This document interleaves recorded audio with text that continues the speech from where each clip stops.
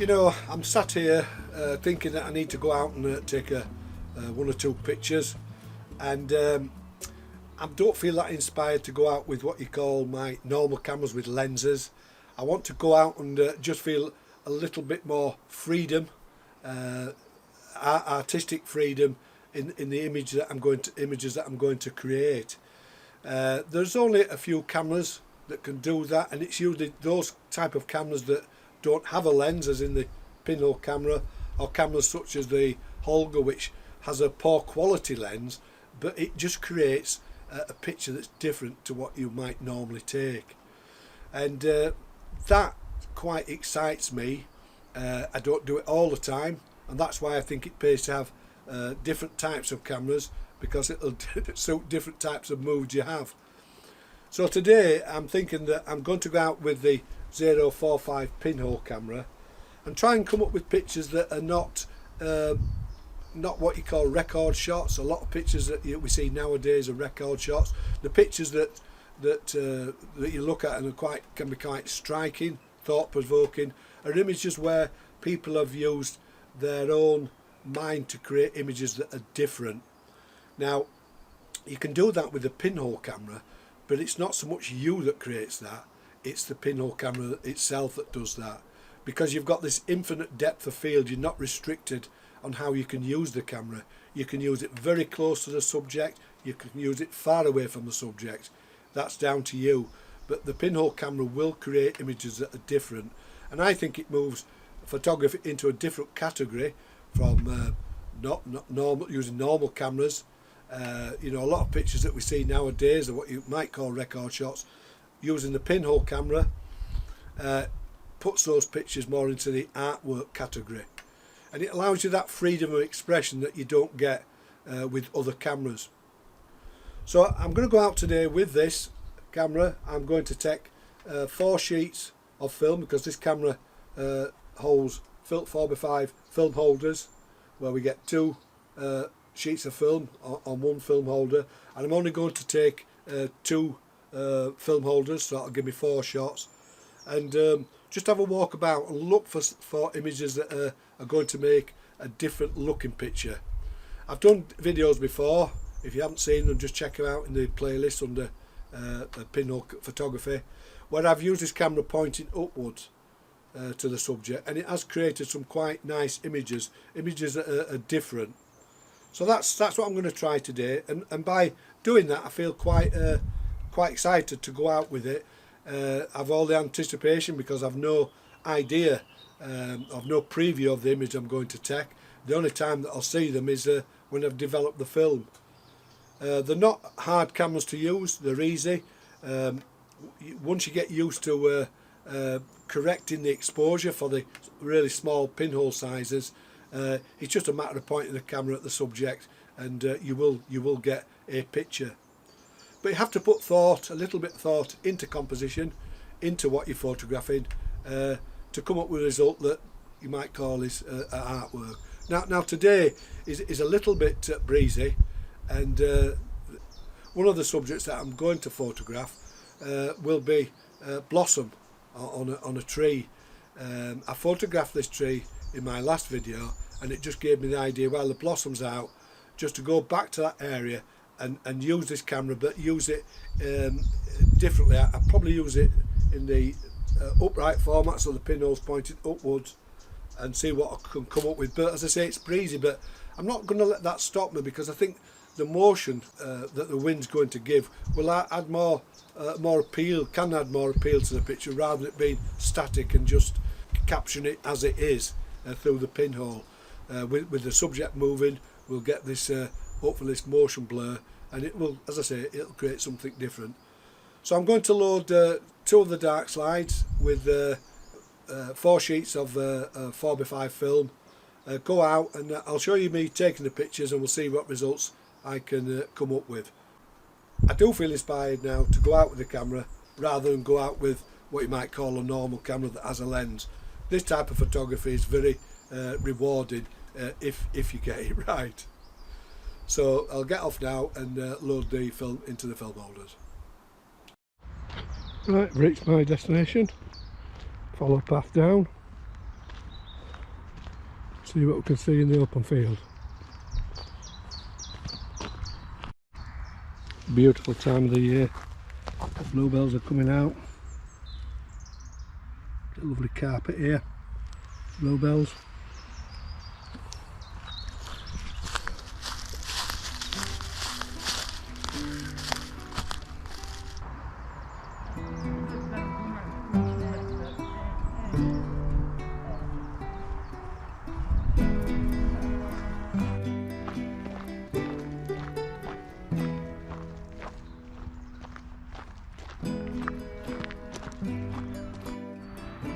I've just found this tree, and contrary to what I said pointing up, I just love the shape of this tree, and it's set against this darker background. So I might set the pinhole camera up, do it in the landscape format, and just see how this one turns out. I do love the shape of this tree. I'll get the camera set up. So the first thing that I do is get the camera levelled up with a spirit level, get that lined up, check inside the pinhole, so I'm on the 75mm setting, and then I'm going to use this. I hold it to my eye, I put some markers on the string, see them little black marks. The last one is for the 75mm, and just hold that string to my eye and it gives me the right distance to compose the image, and it's going to be something like that but wider. So I'll get the viewer and just see if I can make sure I'm getting it in the whole of the frame, which I think I will have. Right, here's the viewer. Get to that last dot on the string, hold that to my eye, close one eye, and then just look around the image, looking in the centre. And looking at that, I'm going to get the whole of the image in, so I'll go with that composition. So I've got the dark slide fitted with the laggy bands on the back of the 045. It actually says FB4 on these, but it's not, it's Fuji Cross I'm using.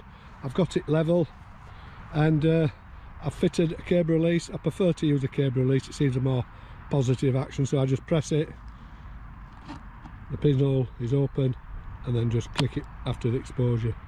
So the next thing is, so I'm going to use my handheld light meter, and it's saying 30th of a second at F,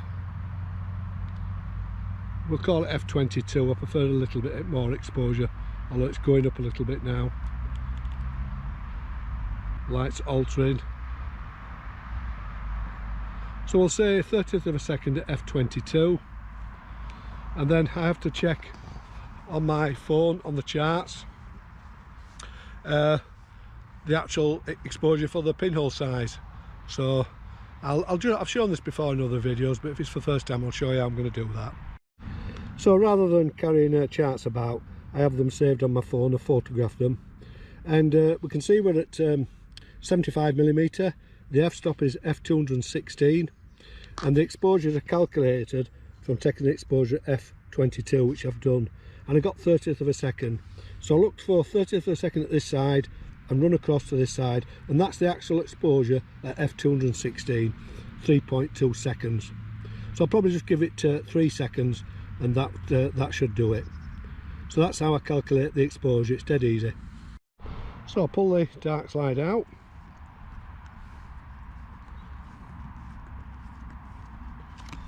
The film's now ready to be exposed. I'll press the shutter, and I'll just count it in my head to 3 seconds. So we open, 1001, 1002, 1003, and that's the first exposure. Put the dark slide back in. I can do this one-handed. That is the first exposure, and you can see that the grey facing out tells me it's not exposed. When it's black, it's exposed, like there. So we'll walk around and see what else we can see.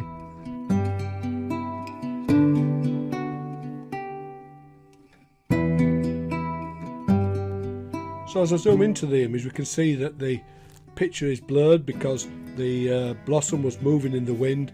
But this is an example of how the pinhole camera can create pictures that are more artistic than just a straight shot where everything is dead sharp. Two mistakes here. I should have tilted the camera up more to get the top of the tree in, and I should have held the viewer at the same height as the camera, but we can't get it right all of the time.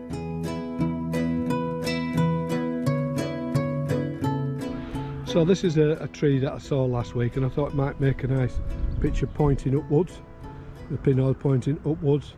So I'm going to use the 0.5 with one panel, and that's 25mm, and that is very, very wide. We will get vignetted in this picture, and I've studied this, and I think the best place to place the camera is round about here and facing upwards like that, something like that. So I'll set the composition as best as I can and take the picture. I've got to remember to change the pinhole though in the back of the camera, otherwise I'll mess the exposure up, so I'll do that now. Now the first thing I have to do if I'm shooting at the 25mm setting is alter the camera. So take the dark slide off,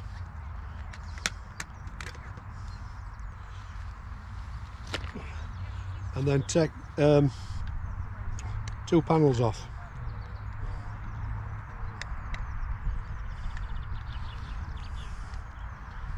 Come off the tripod.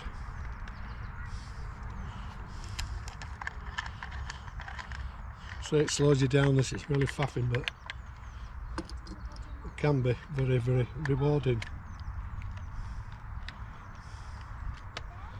Right, take those two off the camera. And this one panel is 25mm, but I have to set it. I've got some little things that I've wrote at the top, helps me remember where to set. So I'm going to set the pinhole to the 25mm mark. So that's set, and then put the dark slide back in, but first of all put the adapter on the tripod adapter.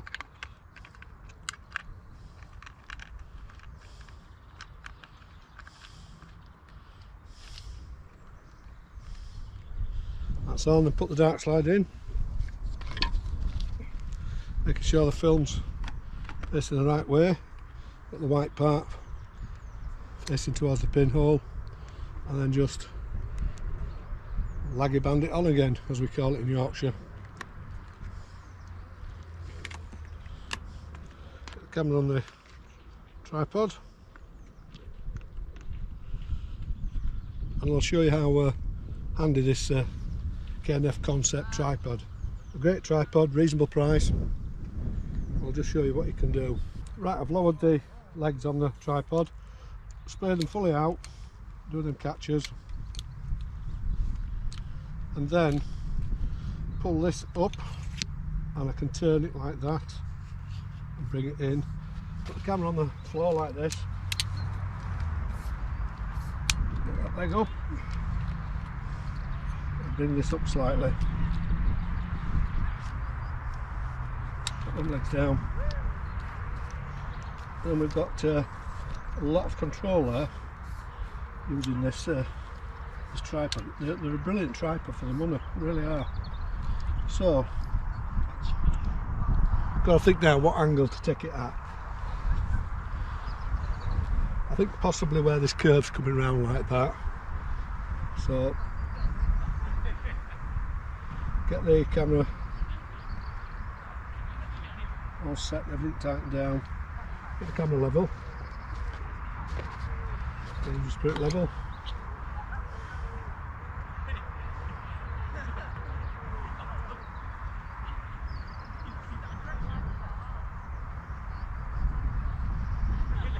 That's near enough level, and then take a light reading.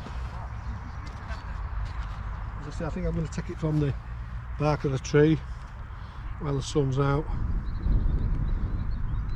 and take a spot reading off this area, which I think is middle grey, and it's giving me 60th there. Try again, move it about a little bit. Let's give me 30th. Let's give me 30th of a second, the same as before. And 30th of a second is going to be different for this panel. Going to my pictures. So we've got to find the 25mm f-stop 138, taking the light reading at f22, and I've got so it's 1.3 seconds. So again, that's something that I can time with me. Time it in my head. I don't need a stopwatch for that. So 1.3 seconds. So I'll take the dark slide out. Right, dark slide out.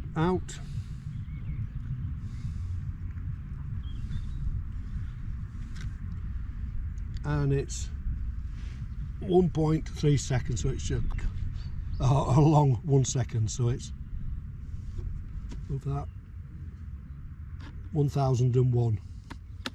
That's it. So that's that set up for this tree. We'll see how that turns out.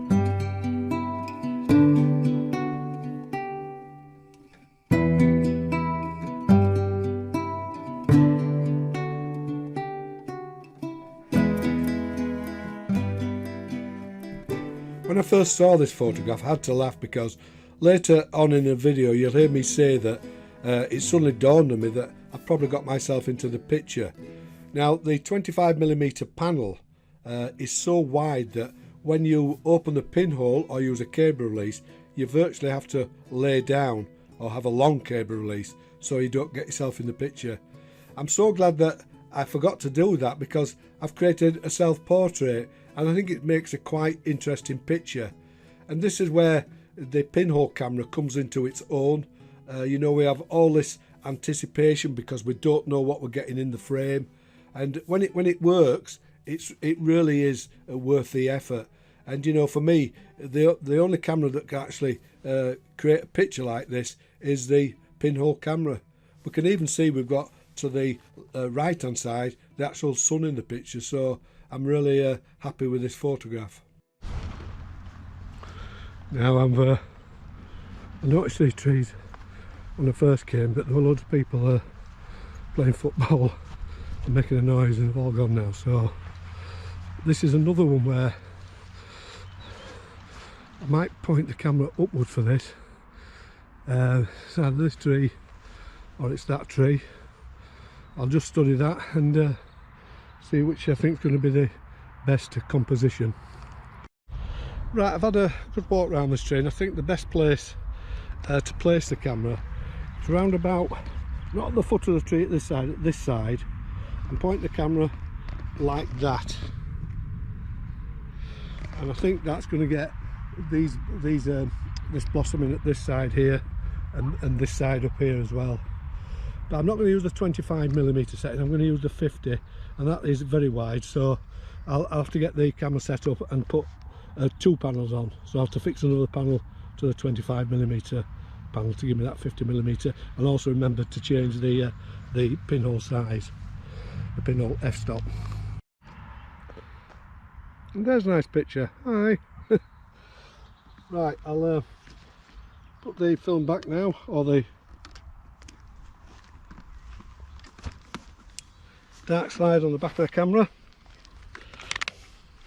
I put the other panel on, so it's now at the 50mm setting. So I put the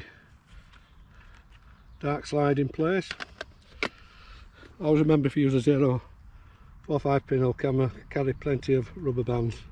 You'll lose them, they'll snap. So always carry spares. So that's the camera set up now. Got the tripod adapter on, cable release, and I'll set the composition up. This is always the awkward part with these cameras, is trying to decide on your composition. A lot of it's guesswork, some of it you get better with it with experience, but you've just got to go with your gut feeling really. So set the camera up, and I'm going to put it this side. Spare the legs out.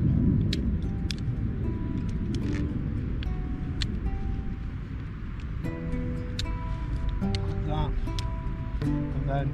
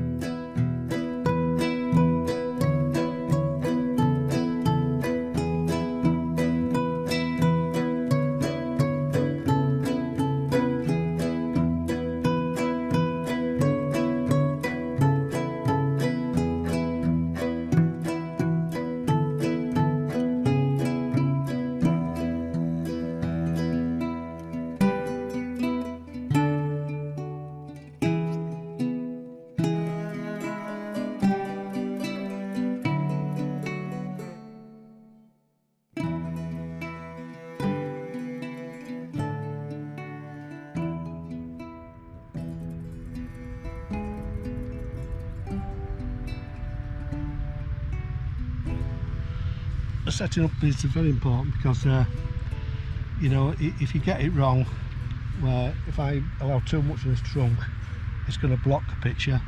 So I've positioned it to the side. As I say, it's just you better always go with your gut feeling. There's no other way of really telling you know, showing you what your composition is going to look like. So that's the final composition. I've tilted the camera slightly that way, just to ensure I get these far branches in the picture. I'm sure I will do. So I need to take a light meter reading.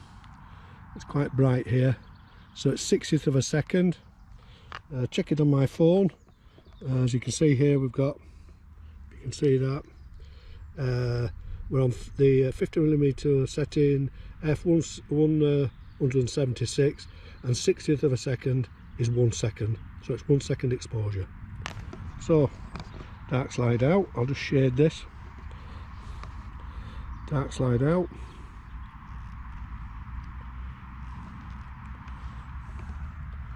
On the camera, and we're going for 1 second. In fact, I won't lock that down, I can manually adjust that. So 1 second exposure, 1001. So that's that exposure. Put the dark slide back in, shouldn't throw it on the floor because we get bits on it. Put it black facing outwards. I'll put the camera down to push this in now, but move on to the, oh, it's gone in. Move on to the next shot, and then always lock that with these little catchers so you can't accidentally pull them out. So that's the third image. Let's see if we can find the final one. I've got another idea for that. It's another picture I took of a tree with the old 120-year-old Teb 5 camera. It's just around the corner, but I think if I get close in to the white branches of this tree and use the camera possibly at the 25mm setting, I might get a really interesting abstract picture, so we'll see.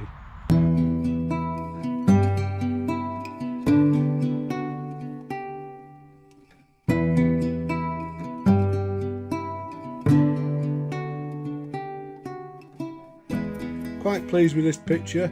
I wish I'd have tilted the camera a little bit more so I got the bottom part of the branches in at the bottom of the picture. But this is all part and parcel of pinhole photography. You can't be too critical about yourself because you have no viewfinder. A lot of the composition is guesswork. So as I say, I'm very pleased with this image. So this is the picture that I took with the Teb number 5 in the last video. But this time I'm going to treat it in a totally different way. I'm going to again point the camera upwards and place the camera in between these where the tree separates there, just pointing upwards that way. So we're getting an image. Let me go wide on this. So I'll go very wide. It'll be something similar to this, although the pinhole is going to be totally different, but you get the idea, I think. So that's the way I'm going to photograph it. So I'll get the camera set up and show you the composition, etc., and then hopefully that is the last shot, and hopefully I've got 4 decent what you might call images from the pinhole camera. Right, set the camera up. Right, I decided to change the angle, so I think it's a little bit bright this side, but this side we're more in the shade, and we've got the sun in the background. I think it might just make a more dynamic photograph. So I've just taken a light reading, and it's 1/4 of a second at f22, and that actually gives me an exposure of 16 seconds. So I'll take the dark slide out,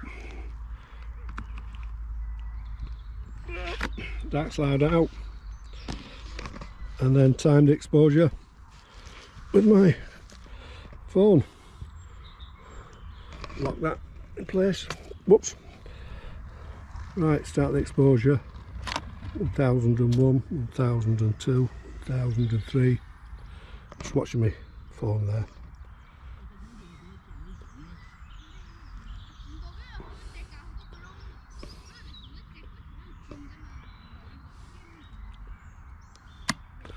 And that's the exposure. Now I just had a horrible thought when I took the wide angle shots especially the one of the tree, the first one using a 25mm panel, that I probably got myself in picture. I didn't duck away from the image, and I hope I haven't done that on the second one. You're always prone to make mistakes doing that. There's so much to remember. Fingers crossed I'm not, but I've got a feeling I am. So that is the last picture. I'll go home and develop the negatives, and fingers crossed we've got some decent images to work with.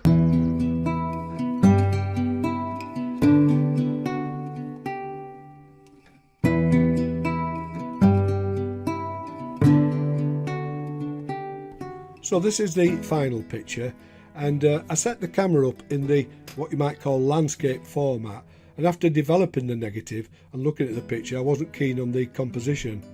And this is where a large format pinhole camera can be advantageous, because you have the ability to recompose the picture in editing, or if you're in a darkroom, using the easel to crop the image. And that's what I've done with this picture. I've cropped it into the portrait format with little loss of quality because of the big negative, and to me it makes a much more pleasing picture. Right, head back. If I have got myself in the pictures, hopefully it's going to make an interesting photograph, something different, but we shall see. For those that are wondering why I didn't apply any correction for reciprocity failure, the film that I was using was actually Fuji Cross, and that has no reciprocity up to around about 2 minutes, so that's the reason I didn't do that. It's great fun, this pinhole photography. It's the unknowing that makes it interesting. You know, you're having to think really hard about the composition. Taking the exposure readings, that is easy, but it's mainly the composition and trying to get the right focal length, and that's what the fun of it is. And now I've got the anticipation now of going home and developing the negatives and see what they look like, and see if I've got done some selfies on 2 of them, but we shall see. So I'll show you the pictures when they're developed, and hopefully you're going to like them. Beautiful evening, absolutely beautiful. It's a beautiful park, this. Call it Golden Acre Park. It's quite big, and some beautiful gardens here. This is just the parkland area of it, but it's really nice. I came purposely later on in the day. The sun has lost some of its intensity, and you know, I time it so people are going home for the teas, so it does get a lot quieter, because it is a very busy place during the day, especially when it's sunny like this.